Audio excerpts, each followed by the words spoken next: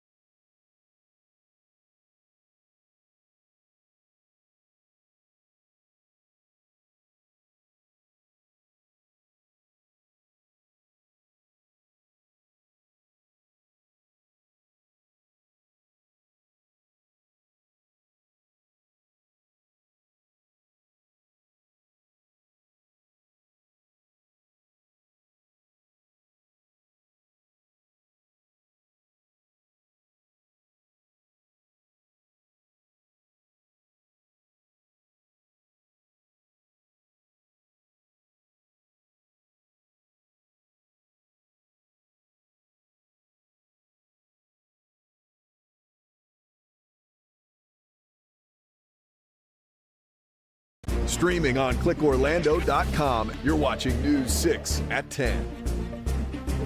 Breaking now at 10, evacuations lifted. How a brush fire forced 80 families out of their homes for hours. And bundle up, Central Florida is feeling the freeze again, literally. Meteorologist Jonathan Kegas pinpoints what you need to know. But what I can tell you is what she's done is disgusting, despicable, and just gut-wrenching evil. The case of cat abuse has a sheriff outraged why he wants a mom to do serious jail time for what he says happened in front of her little girl. A breaking update in a shooting spree at a soul food restaurant. Tonight, a teenager is under arrest for attempted murder here. Why police now call what happened a case of gang violence. And we're hearing, not seeing, what happened when a trooper ended up the victim of his own pepper spray. We're also hearing what led up to this confrontation in a car. But we've got to start now at 10 with Central Florida feeling the chill. Much of us could wake up below freezing. Saturday was the 80s. Tomorrow, we're lucky to hit the 60s. We want to get over to meteorologist Jonathan Kegas. Everybody under a freeze. Warning. Yeah, that means we have the opportunity to wake up. The temperatures are right around 32 degrees or colder tomorrow. Wow. So if your plants somehow survived a couple of weeks ago, you probably don't have to worry about it at this point. Just pull in the plants if you like to keep them potted outside. That's the big deal tonight, is most of the Florida vegetation has been killed off by the freeze a couple of weeks ago. This one not as intense or long-lived. You don't have to do anything to your pipes or anything like that. But that freeze warning is in play again as most of us, again, wake up to temperatures right around 32 degrees. We're at 44 right now in Ocala, 44 in Denellen. Mount Dora, good evening. We are at 46 degrees. Melbourne, we're at 44, already slipping to 41 in Groveland, and that temperature will tumble back to the low to mid 30s across most of Central Florida. And there is that struggle, even with sunshine, likely staying into the upper 50s and lower 60s tomorrow again. Huge warm up on the way. This is a quick little blast of cold. We're going to talk about that part of your forecast coming up at about 10:19, Eric. See you then. Thank you, sir. Our other top stories also caused by our windy, dry weather, Jonathan. 80 families forced to leave their houses for hours, now being allowed back in tonight. But you can see why. Do you see that thick red cloud of smoke? For a while, firefighters say a brush fire in Daytona Beach was just too close for comfort to those houses. It was right in their backyards. Flames from the Bennett Field fire, as they're calling it, came within 500 feet of backyards in the Mosaic subdivision. This is near Scion Avenue, right over here, and you see all of that vegetation there. News 6's Alex Cook is talking to families. The fire started early this morning just east of the Tiger Bay State Forest, and those high winds and dry conditions quickly moved the flames here towards the Mosaic neighborhood in Daytona Beach.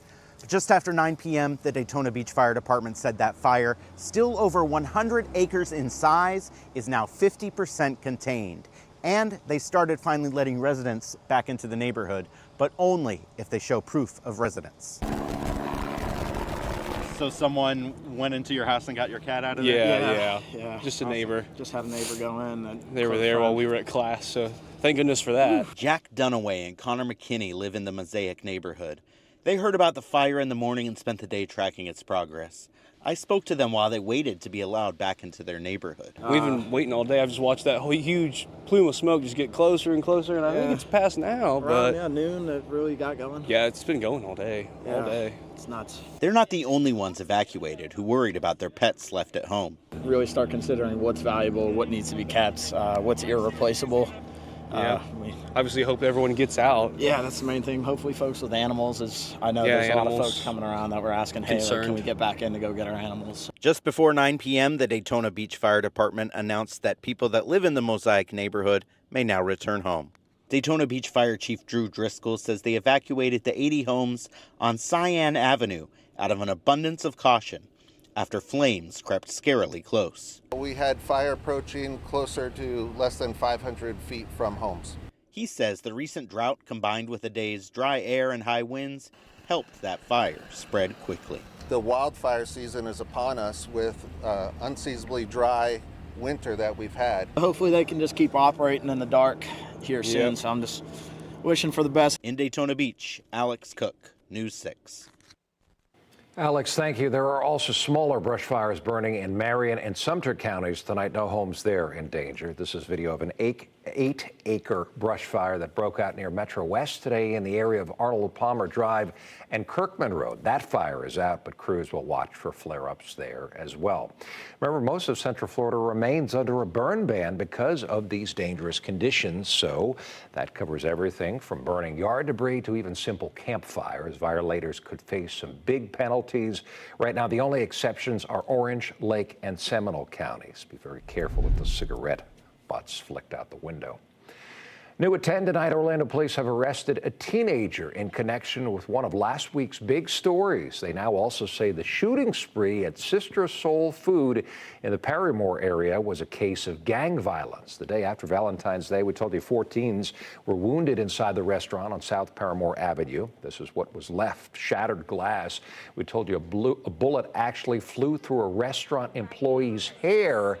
They reopened a few days later with a prayer for peace in Parramore. Tonight, police tell us after the first round of bullets flew in what they call a gang dispute, they say 17-year-old Cody Doggett, here's his picture, came back to the restaurant and fired additional shots into the crowd that had rushed to help the wounded. One of those shots hit a teen in the head. They say he's still in critical condition. Doggett is charged with attempted murder.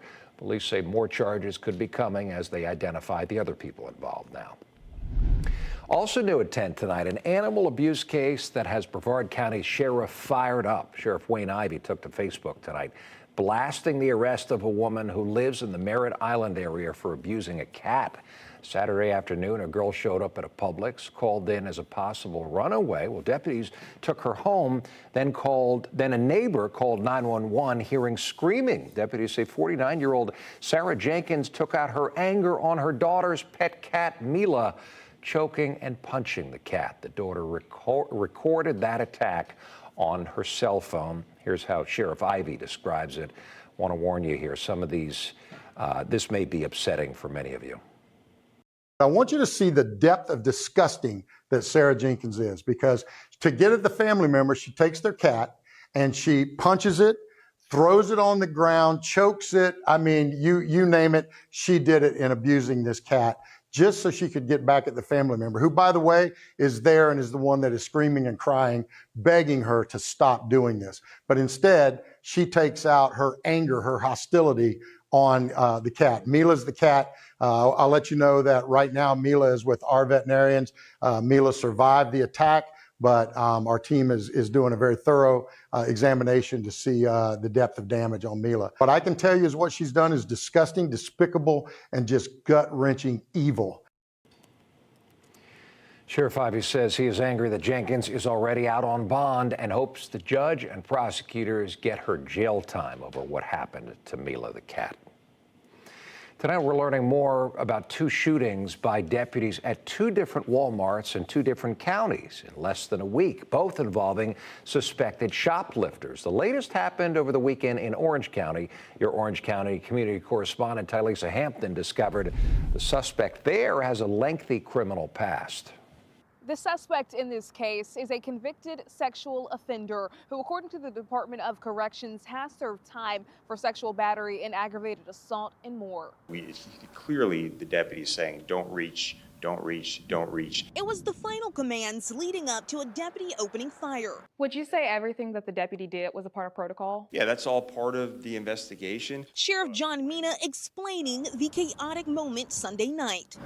Outside the Walmart on East Colonial near Alafaya, crime scene tape went up after Orange County deputies got a call of a man with a ski mask trying to steal from the store. The man had declared martial law, appeared to be armed with a knife, and also made comments about a gun, and then left the store.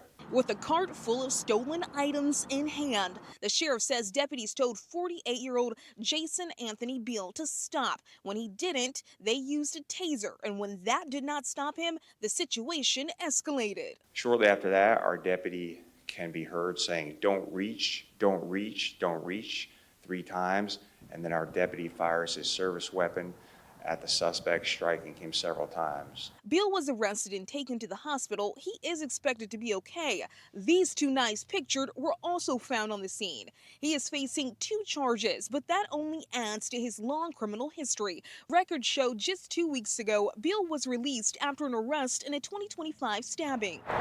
As life around the store goes back to normal, the sheriff is left with the question on if Beal should have been walking the streets in the first place. It's disappointing. I don't know why we're releasing people with violent criminal histories out on our streets.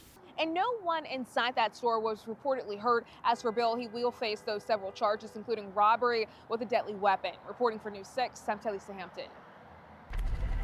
New at 10 tonight, an update on last week's deadly Walmart shooting in Osceola County. This weekend, we learned the teenager killed by an off-duty deputy was 16 years old. Jairus Jones was his name. He was accused of shoplifting, and deputies say he was holding up a gun near customers as he tried to get away. Tonight, we learned his brother was one of the other 2 people in the store with him. That brother is not facing charges. Deputies also tell News 6 they hope to release some body camera footage from inside the Point Siena store later this week. We'll keep you posted on that. From a trooper hit by his own pepper spray to a fast food first, Matt Austin and Ginger Gadsden have the other stories making headlines in Central Florida. Tonight, we are seeing how a trooper ended up blindsided by his own pepper spray during a traffic stop in Brevard County. It happened last year, but we just got our hands on the dash cam and body cam footage from the incident on I-95. Now, you don't see the actual moments the trooper gets sprayed in these videos, but you do hear it. The driver and the trooper end up in a scuffle in the front seat of this Volvo right here last July. The trooper orders the man out of the car. The guy said he couldn't because he has a spinal cord injury. All of it captured on the trooper's dash cam.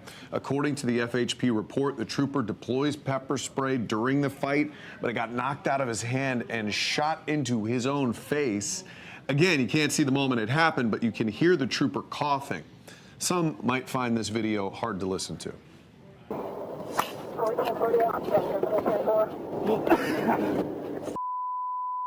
Yo, let me get out, man. Why you spraying me through? I can't believe you doing like this. Yo, let me get out. Yo, sir. Oh, no. Hey, yo, you going to let me get out? Oh, my God, yo. Oh, my God. Yo, let me get out, man. Yo, let me get out. Hey, Mom. Mom. Hey, Mom. So the man in the driver's seat has been identified by FHP as Addison Taylor. According to the arrest report, the trooper pulled him over for going 91 in a 70. Well, it's a fast food first, at least a first in about 50 years. Florida welcomed back Jack in the Box this weekend with a new restaurant on State Road 434 in Longwood. The franchise owner tells us there were long lines all weekend in the building and at the drive-thru. Yeah, the California-based burger chain is also known for its tacos and milkshakes. An Orlando location is already being planned on John Young Parkway on Conroy Road. Locations are also in the works in Lake Nona, Osceola County, Palm Bay, Palm Coast, Lakeland, and Deltona. Jack in the Box operated all over Florida in the mid-70s, but closed its last store here in 1979. For a daily conversational look at breaking news and stories shaping up around Central Florida, join us for News 6 at 3. Matt and I are here live every day, and we hope you'll join us. Tonight, the weather here on Earth is slightly delaying progress to send astronauts back to the moon. NASA needs to roll the SLS Mega Moon rocket back to the vehicle assembly building to fix now a helium problem. New at Minutes why NASA wants to wait a day, and cold isn't the main reason. A new era for this old mall. I'm Catherine Silver, your Seminole County community correspondent. For the first time, we're hearing directly from the new owners of the Seminole Town Center. You're watching News 6 at 10, live on a Monday night, covering Wilbur by the Sea, Windermere, and all of Central Florida. This portion of the news is sponsored by Central Florida Honda Dealers.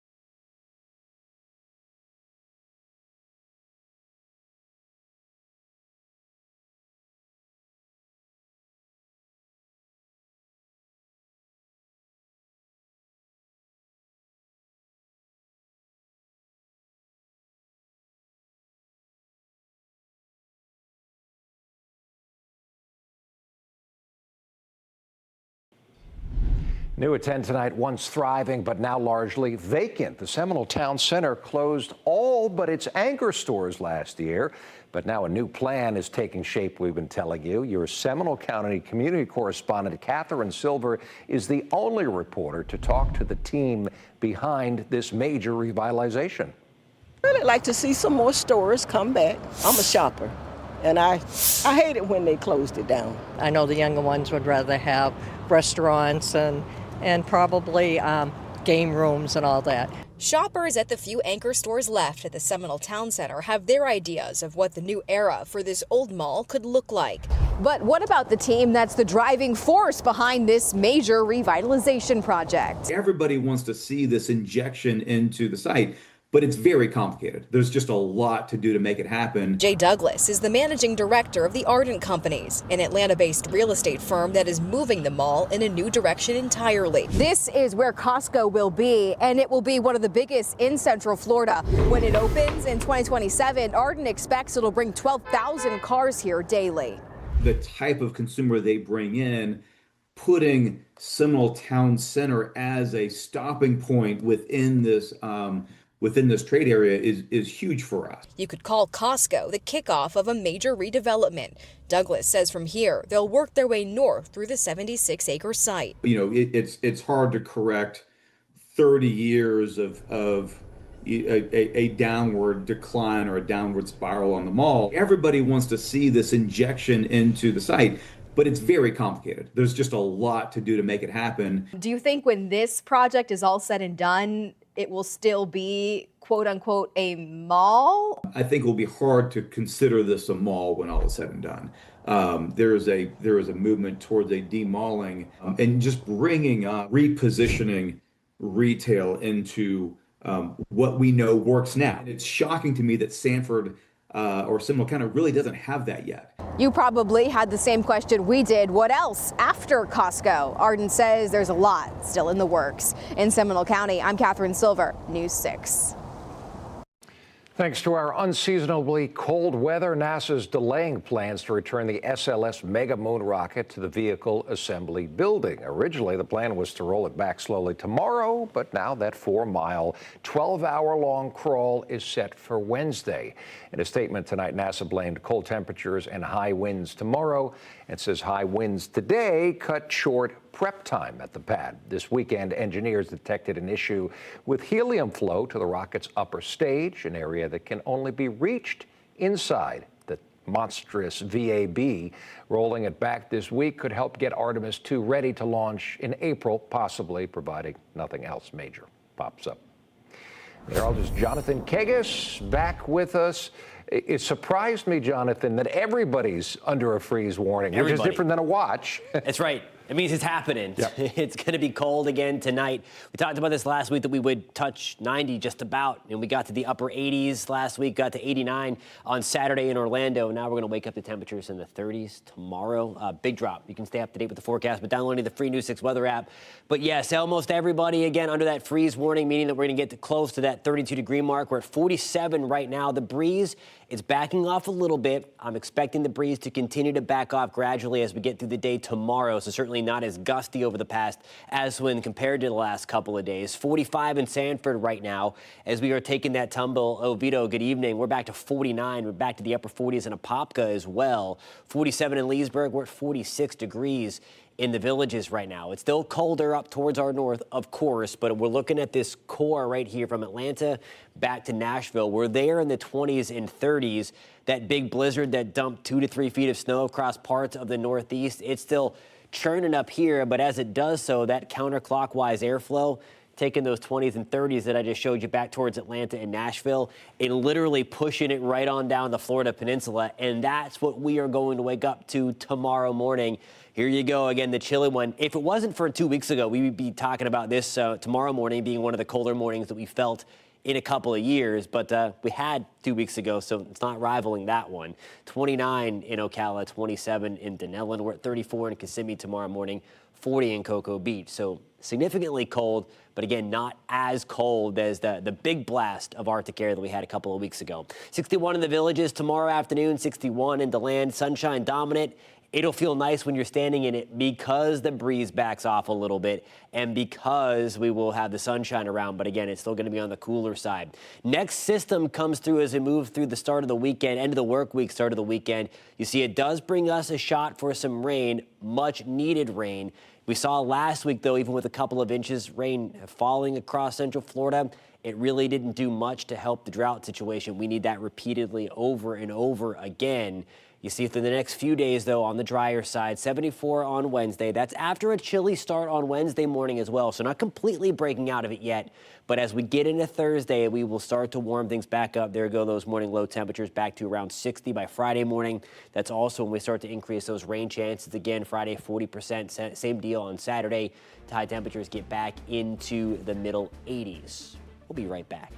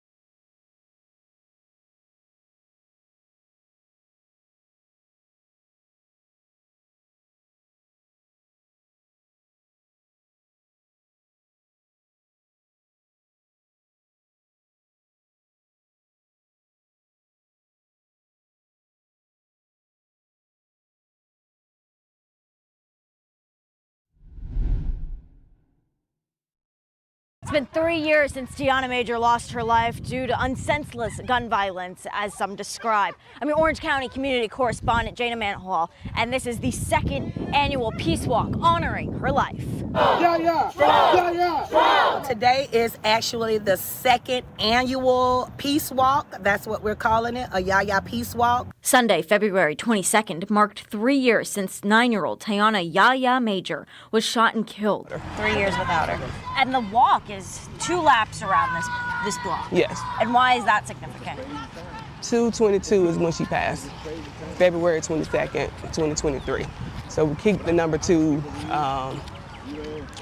in mind. Yeah, and then between 9 and 11 because she was born on 9/11. Amen. Amen. Pine Hills was the elementary school that Tiana was attending at the time of the shooting. They said they continue to hold this walk here in honor of her legacy. Angel Grantley is Tiana's aunt and is still grieving. Those little things that I don't get to do with her anymore makes me sad. Jamila Harrison carried a picture with all the students that Pine Hills Elementary had lost within the span of 6 weeks that year, 2 from gun violence. So as a music teacher, I get her every year. So I had the opportunity to watch her grow from kindergarten up until her demise in 3rd. So I had her every single year. How did her classmates respond to this? Her absence was felt even among her classmates. Some of them came to the funeral, and you can actually see the impact of her loss. Keith Moses was arrested and charged with the murder of Tiana Major, as well as 38-year-old Natasha Augustine and local news reporter Dylan Lyons. Since Tiana's death, her family and Florida lawmakers, including Florida Representative Rashawn Young, have been working to implement a new emergency system designed to send an alert if there is an active scene near a school or child care facility. They wake up to honor Tiana's life and to make sure that they are fulfilling what she would have wanted. The family will continue to fight for Tiana Major's belief in a strong and giving back mentality. For now in Orange County, I'm your community correspondent, Jana Manhall, News 6.